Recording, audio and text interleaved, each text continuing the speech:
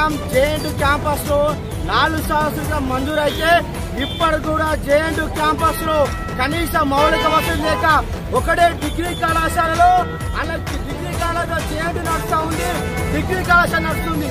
JNT campus విద్యార్థులు 1100 మంది ఉంటే డిగ్రీ కళాశాల విద్యార్థులు 300 ఉన్నారు. కానీ దాని కెపాసిటీ ఏంటంటే కేవలం 800 మాత్రమే. ఇప్పటికి కూడా జేఎన్టీకు పర్మనెంట్ బిల్డింగ్ లేక చెట్ల కింద చదువుకున్న విద్యార్థులు చూసి మనం చూస్తూ ఉన్నాం. అదే విధంగా చూసుకుంటే విద్యార్థులందరికీ కూడా హాస్టల్ లేక అద్దె భవనాల్లో ఇరుకు గదుల్లో తరగతి గదుల్లో చదువుతూ ఉన్నారు. అదే విధంగా పూర్తి స్థాయిలో ప్రొఫెసర్లు కావచ్చు ఫ్యాకల్టీ లేకపోవడంతో ఈరోజు ఇంజనీరింగ్ చదువుకుని గొప్ప ఉన్నతమైన స్థితిలో ఉన్నామంటే ఈరోజు ఇంజనీరింగ్ చదువుకు దూరం చేసే విధంగా ఈ రాష్ట్ర ప్రభుత్వం చేస్తూ ఉంది.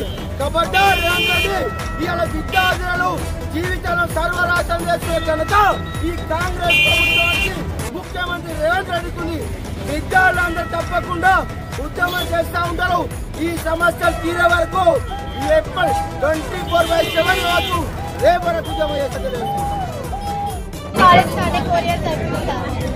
క్యాంపస్ ఇవ్వలేదు, ఇక్కడ టెంపరీ ఉండమని ఇచ్చారు. మన డిగ్రీ వాళ్ళు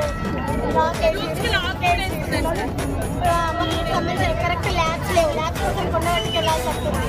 ల్యాబ్స్ లేవు, ఫ్యాకల్టీ సరిగ్గా లేదు, క్లాసెస్ మీరు ధర్నా ఎందుకు చేస్తారు? మీరు ధర్నా ఎందుకు రిలీజ్ కావాలి. క్యాంపస్ లేవు కరెక్ట్ గా.